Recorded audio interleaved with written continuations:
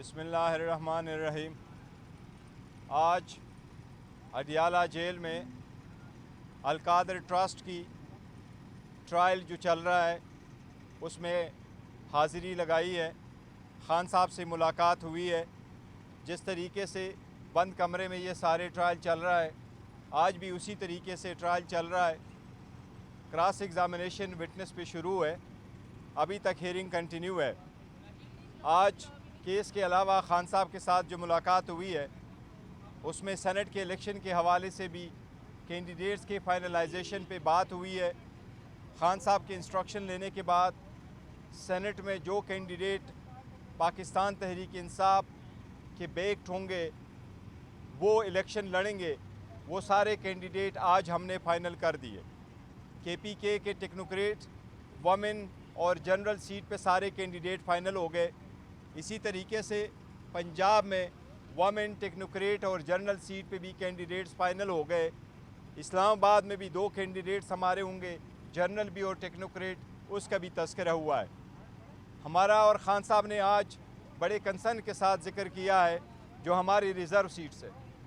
आपको मालूम है जिस वक्त हमसे बला लिया जा रहा था उस वक्त भी सुप्रीम कोर्ट के सामने हमने रिज़र्व सीट का इशू उठाया था। चीफ जस्टिस साहब ने ऑब्ज़र्वेशन दे दी थी कि जब ये इशू हमारे पास आएगा तो हम इसको देखेंगे। उस वक्त भी हमने इस अंदेशे का इजहार किया था कि अगर हमारे से बला लिया जाएगा तो हमें रिज़र्व सीट का इशू आ सकता है।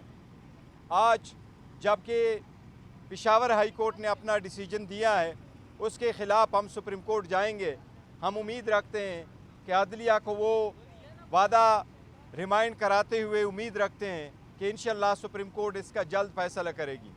हमारा मौक़िफ़ यही है कि आर्टिकल 51 के मुताबिक किसी भी पॉलिटिकल पार्टी को उसकी जीती हुई सीटों से ज़्यादा सीटें रिज़र्व सीट में से नहीं मिल सकती।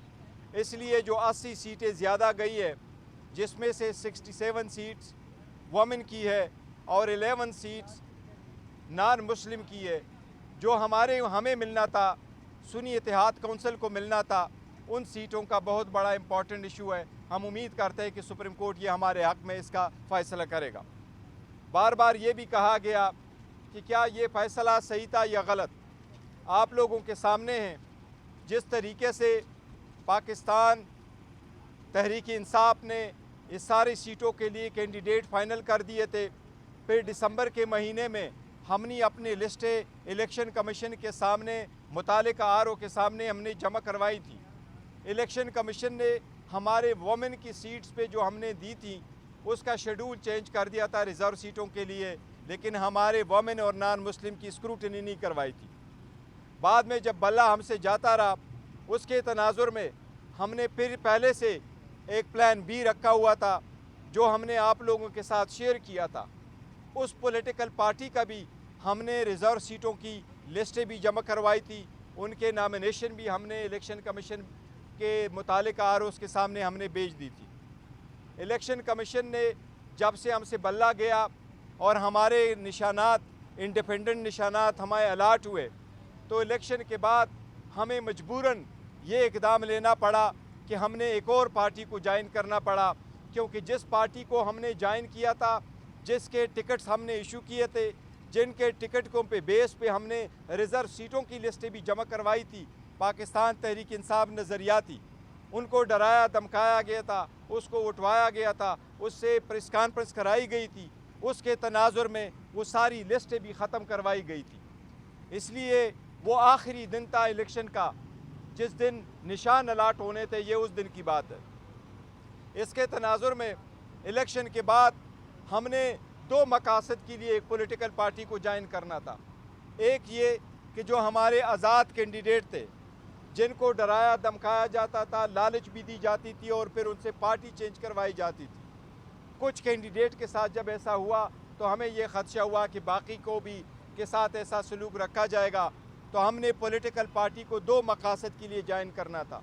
एक ये कि हमें रिज़र्व सीटें मिले, दूसरी ये कि जो हमारे इंडिपेंडेंट कैंडिडेट से उनके साथ हमें प्रोटेक्शन मिले और अब मज़ीद इसकी डिफेक्शन हमारी पार्टी से ना हो।